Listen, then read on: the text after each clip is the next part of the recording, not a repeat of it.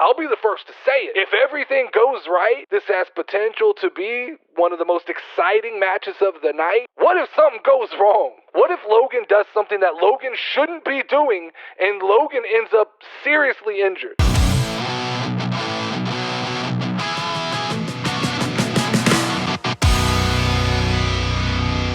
There was a couple things I picked up on during Monday Night Raw that I wanted to discuss this week and talk about and get your guys' opinions on kind of the things that were kicking around inside my mind. Number one, we started the show with Logan Paul and Ricochet.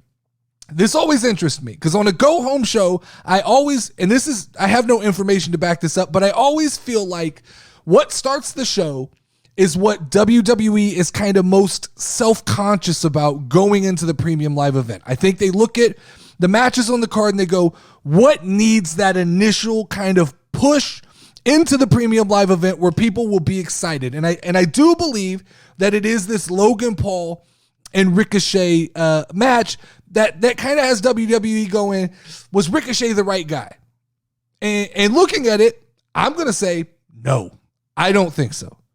I think when I look at this card, when I look at SummerSlam, when I look at the way everything is played out, was Ricochet the right guy to put into the ring with Logan Paul? No. And it's not just simply based on Ricochet's level of I guess, how over he is with the WWE audience, because Logan Paul is going to be Logan Paul. He's going to be hated by some. He's going to be loved by some. He's going to bring in his own audience. He kind of has in this built-in cushion that no matter who Logan Paul fights, Logan Paul fans will be excited. But Ricochet is the B-side of this card, and you have to ask yourself, was that the best B-side of the card that they could put on SummerSlam to create one of 7 matches that entertains the crowd? And what is your second most important premium live event of the year? And I don't think so.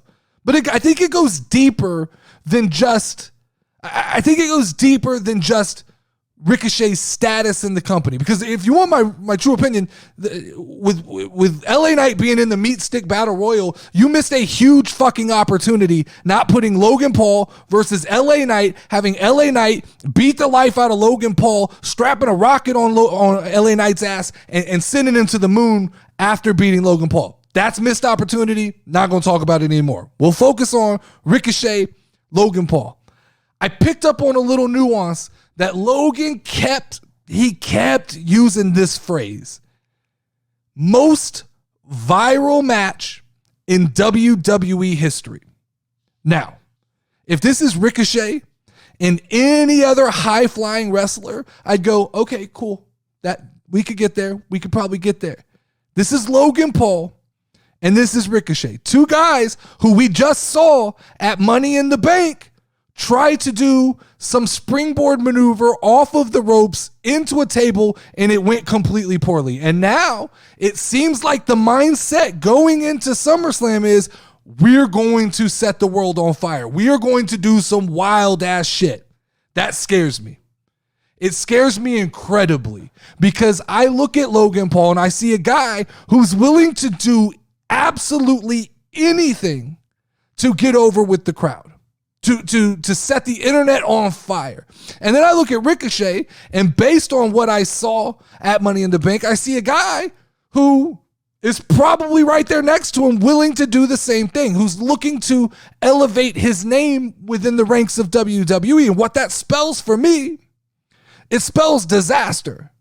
Because what it spells for me is something that looks a lot like an AEW style match with lots of flips and jumps and spots that take way too long to set up and things that guys probably aren't really capable of, but we're going to try it. And supposedly this is the match that opens up SummerSlam. This is the tone setter. Now, I'll be the first to say it. If everything goes right, great. This will set the building on fire. This has potential to be one of the most exciting matches of the night. If all goes to plan, sure. Great. Big moment for WWE, but here's the flip side. What if something goes wrong? What if something bad happens? What if Logan does something that Logan shouldn't be doing and Logan ends up seriously injured? SummerSlam is supposed to be a party.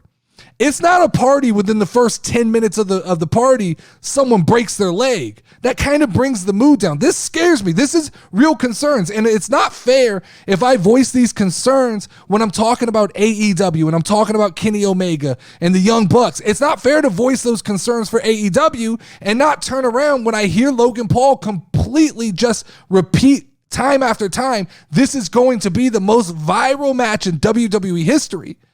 And not walk into this match with a sense of worry. There's just something smells wrong about this to me, and I'm nervous. And in 6 days we'll find out. Could I be wrong? Sure. Hopefully I'm wrong. This is one of those times where I say something out loud and I hope I'm wrong. But I also think there has to be an adult in the room. And the adult in the room has to tell the kids it's not smart to jump off the couch. It's not smart to jump on the bed. And I think that Ricochet and Logan Paul are about to start doing some shit that resembles your kids jumping on their bed, jumping off the bed onto the couch, onto the windowsill. That's the type of shit we're probably going to see in this match. And I have to get it out there and say that it scares me. Step in the ring, if you ready, let's go. Hey, casual wrestling community show. You already know, talking WWE. Keep it rolling and hosted by Notorious NerdyD. Dope a show that you gon' find. Tune in cause it's online. Hit 'em with a figure 4 leg lock, power driver or clothesline. We bringing that heat like for show. But you